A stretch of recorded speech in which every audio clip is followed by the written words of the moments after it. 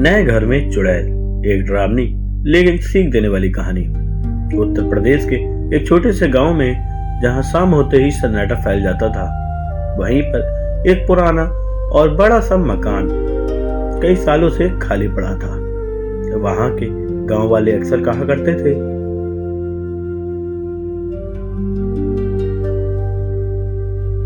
उस घर में कोई नहीं टिक पाता, वहां चुड़ैल रहती है। वह जो भी गया वह जिंदा लौट कर नहीं आया। लेकिन शहर से आए एक परिवार को इन बातों पर यकीन नहीं था। उस परिवार में थे रमेश, उसकी पत्नी सीता और उसका 16 साल का बेटा अमन। रमेश ने गांव में नया बिजनेस शुरू करने का सोचा था, इसलिए सस्ता और बड़ा घर देखकर उसने वही पुराना मकान खरीद लिया। गांव वालों ने रमेश को बहुत समझाया, रमेश जी ये घर मत लीजिए, रात को औरत की रोने की आवाज आती है। भाई साहब, ये 2026 है, भूत प्रेत कुछ नहीं होते। दोस्तों, पहली रात तो सब ठीक था, लेकिन जैसे ही घड़ी ने 12 बजाए, अमन को ऐसा लगा जैसे कोई उसके कमरे के बाहर चल रहा हो। अमन डरते हुए उठा। मम्मी, आपने सुना क्या? किसी की आवाज ही आ रही है। शायद बिल्ली होगी बेटा, तू डर मत, हम लोग हैं ना। लेकिन आवाज इंसानों जैसी थी। धीरे धीरे किसी के पायल की छन छन की आवाज सुनाई देने लगी। अमन ने दरवाजा खोला। गलियारे में कोई नहीं था, लेकिन दीवार पर एक साया साफ दिखाई दे रहा था। अगली रात सीता रसोई में पानी लेने गई। अचानक पीछे से किसी ने फुसफुसाया, ये मेरा घर है, इसे छोड़कर जाओ। सीता घबरा गई। कौन है? सामने आओ, मुझे डराने की कोशिश मत करो। लेकिन सामने सिर्फ एक सफेद साड़ी पहने औरत की झलक दिखी। लंबे खुले बाल और खून जैसी लाल आंखें। सीता बेहोश हो गई। गांव की एक बुजुर्ग महिला कमला दादी मिलने आई। कमला दादी ने कहा, मैं जानती थी वो तुम्हें दिखाई देगी। रमेश दादी की बातों से चिढ़ चुका था। उसने दादी से कहा, कौन साफ साफ बताइए, बातें घुमा कर बात मत कीजिए। कमला दादी ने सब सच बता डाला। 20 साल पहले इस घर में सावित्री नाम की औरत रहती थी। उसका पति उसे बहुत मारता था। एक रात उसने तंग आकर फांसी लगा ली, तब से उसकी आत्मा यही भटक रही है। अमन दादी की बातों से बहुत ज्यादा डर चुका था। उसने अपने पापा से कहा, पापा, हमें ये घर छोड़ देना चाहिए, यह भूत है। लेकिन रमेश जिद्दी था। वो अपनी बात पर अड़ा रहा।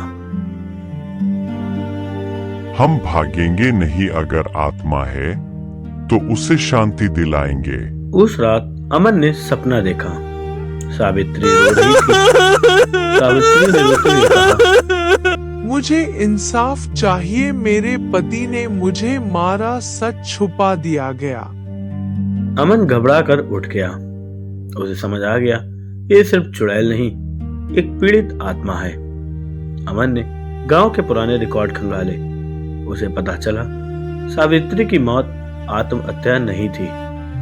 उसके पति ने उसे मारकर फांसी पर लटका दिया था, लेकिन उस समय सबूत नहीं मिले। अमन ने यह बात रमेश को बताई। तो हमें सच सामने लाना होगा। रात को पूरा घर कांपने लगा। दरवाजे अपने आप बंद हो गए। सफेद साड़ी वाली औरत सामने आ गई। सावित्री ने गुस्से में कहा, तुम भी चले जाओ, ये मेरा घर है। अमन ने हिम्मत जुटाई और कहा, नहीं, हम भागेंगे नहीं, हम तुम्हें इंसाफ दिलाएंगे। सावित्री की आंखों में आंसू आ गए। रमेश ने पुलिस के पुराने केस की दोबारा जांच की अर्जी लगाई। पुराने गवाह मिले, सच सामने आया और सावित्री का पति असली अपराधी निकला। 20 साल बाद उसे सजा मिली। उस रात फिर पायल की आवाज आई, लेकिन इस बार डर नहीं था, सफेद साड़ी वाली औरत धन्यवाद मुझे मुस्कुरा रही थी। इंसाफ दिलाने के लिए। अब मेरी आत्मा मुक्त हो जाएगी। और धीरे धीरे उसकी आत्मा गायब हो गई। सावित्री की आत्मा को इंसाफ मिल चुका था। सबको लगा अब सब ठीक हो जाएगा, लेकिन असली कहानी तो अब शुरू ही हुई थी, क्योंकि उस रात के बाद भी घर में पायल की आवाज आना बंद नहीं हुई। अमन की आंखें खुली। ये कैसे हो सकता है? सावित्री तो चली गई थी, तो फिर अब कौन हो सकता है? दूसरी आत्मा अगली सुबह सीता के कमरे की दीवार पर खून जैसा लाल अक्षरों में लिखा था। सच अभी अधूरा है, अभी पूरी तरह से मुक्त नहीं हुआ है। रमेश ये सब देखकर घबरा चुका था। अब ये कौन सा सच है? गांव की कमला दादी को बुलाया गया। कमला दादी ने कहा, मैंने कहा था इस घर की दीवारों में सिर्फ एक दर्द नहीं छिपा। अमन का दिल तेजी से धड़कने लगा। अमन को याद आया घर के पीछे एक बंद कमरा था जो हमेशा ताला लगा रहता था। उसे चाबी ढूंढी, ताला खोला और दरवाजे खुलते ही बदबूदार हवा बाहर आई। अंदर एक पुराना तहखाना था। दीवारों पर अजीब निशान बने थे और कोने में एक पुरानी डायरी थी। डायरी पर लिखा था, सावित्री अकेली नहीं थी, उसकी छोटी बहन गीता भी यही रहती थी। अमन चौंक गया था, पर अमन को सब समझ में आ गया था। तो क्या दूसरी आत्मा गीता की है? दोस्तों, डायरी के आखिरी पन्ने पर लिखा था, गीता ने सच जान लिया था, इसलिए उसे भी हमेशा के लिए चुप करा दिया गया। उस रात तूफान आया, बिजली चमकी और अचानक अमन के सामने एक औरत प्रकट हुई। इस बार चेहरे गुस्से से भरा था। तुमने सिर्फ आधा सच उजागर किया है। ये सब देखकर सीता रोने लगी। हमने तो इंसाफ दिलाया तुम सबको। नहीं, मेरे साथ जो हुआ वो अभी दुनिया को पता नहीं। अमन ने गांव के पुराने रिकॉर्ड दोबारा खंगाले। पता चला सावित्री के पति के साथ एक और आदमी शामिल था। गांव का वही सरपंच जो आज भी सम्मानित माना जाता था। उसने गीता को मारकर कुएं में फेंक दिया था और सच को दबा दिया गया था। अगली रात गीता फिर प्रकट हुई। इस बार उसकी आंखों में सिर्फ हम दर्द था। तुम्हें भी इंसाफ दिलाएंगे, ये वादा गीता है। की आंखों से आंसू टपकने लगे थे।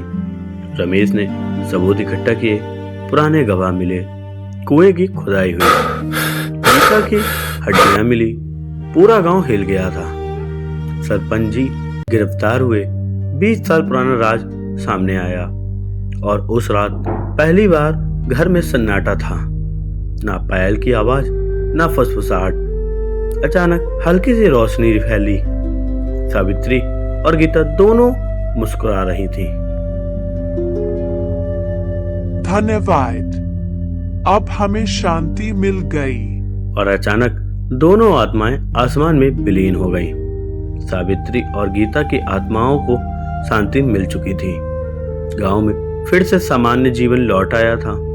लेकिन तीसरी रात घर के आंगन में लगी नीम की पेड़ अचानक अपने आप हिलने लगी, जबकि हवा बिल्कुल नहीं चल रही थी।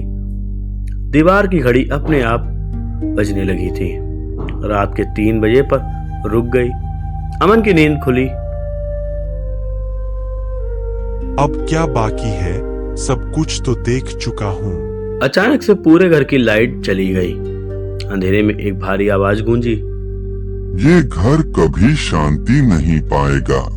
ये आवाज न सावित्री की थी और न ही गीता की, ये किसी और की थी।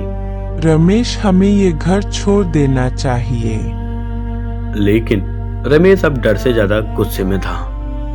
अब भागेंगे नहीं, जो भी है सामने आए। अमन को याद आया तहखाने की एक दीवार अधूरी थी, जैसे पीछे कुछ छिपा हो।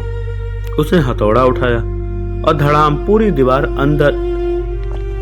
एक गुप्त कमरा था। कमरे के बीच में एक काला गोल चिन्ह बना था।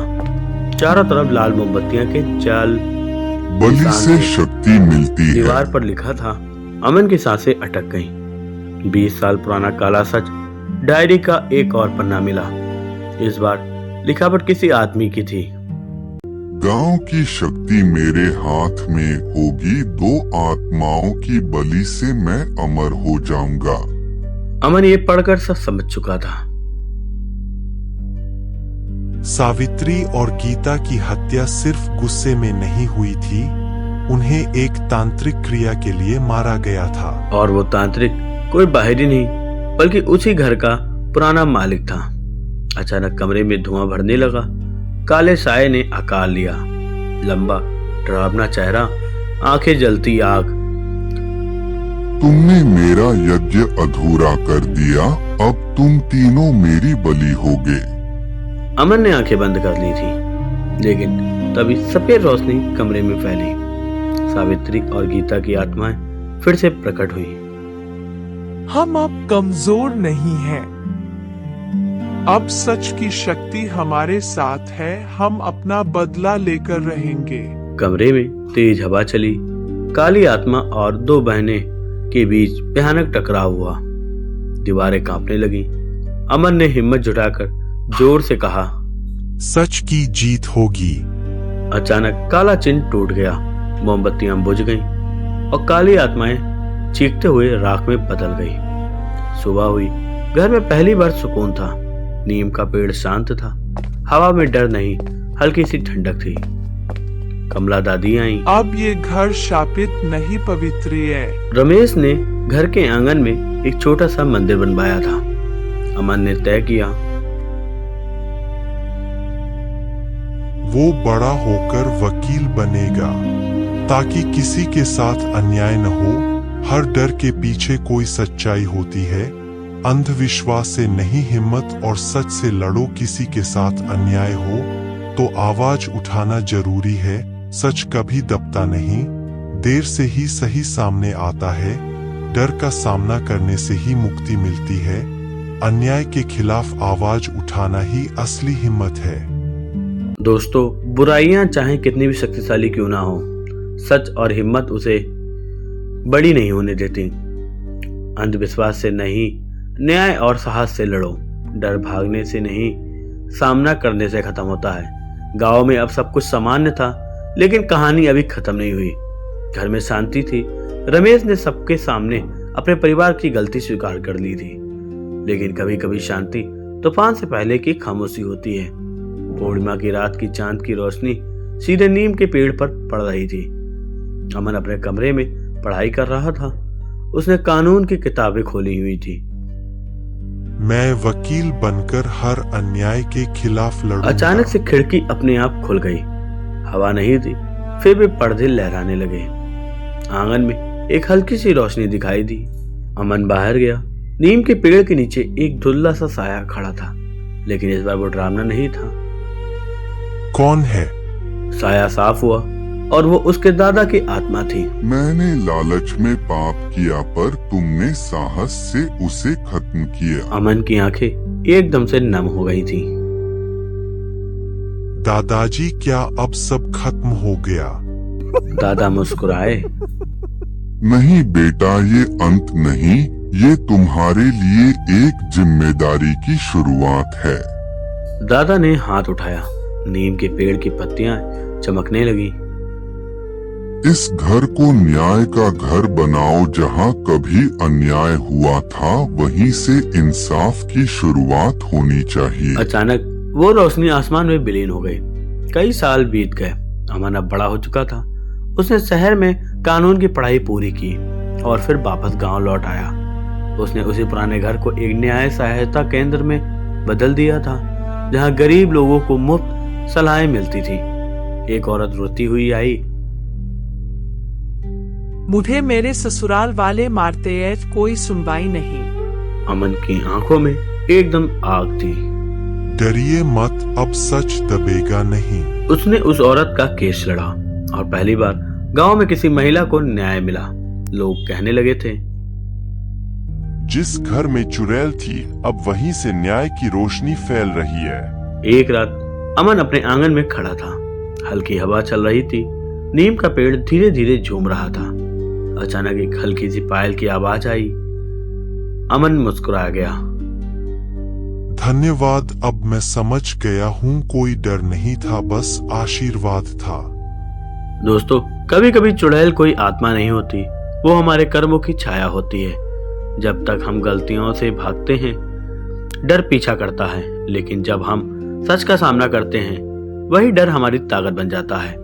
पाप की विरासत मत अपनाओ, सुधार की विरासत छोड़ो और खत्म करने का तरीका है सच के साथ खड़े रहना। जिस जगह से अंधेरा शुरू हुआ, वहीं से रोशनी भी फैल सकती है। दोस्तों, आपको ये कहानी कैसी लगी हमें कमेंट बॉक्स में जरूर बताएं, और वीडियो अच्छी लगी हो तो लाइक करें, चैनल पे नए हो तो सब्सक्राइब करें और बेल आइकन दबाना ना भूलें। मिलते हैं नेक्स्ट वीडियो में।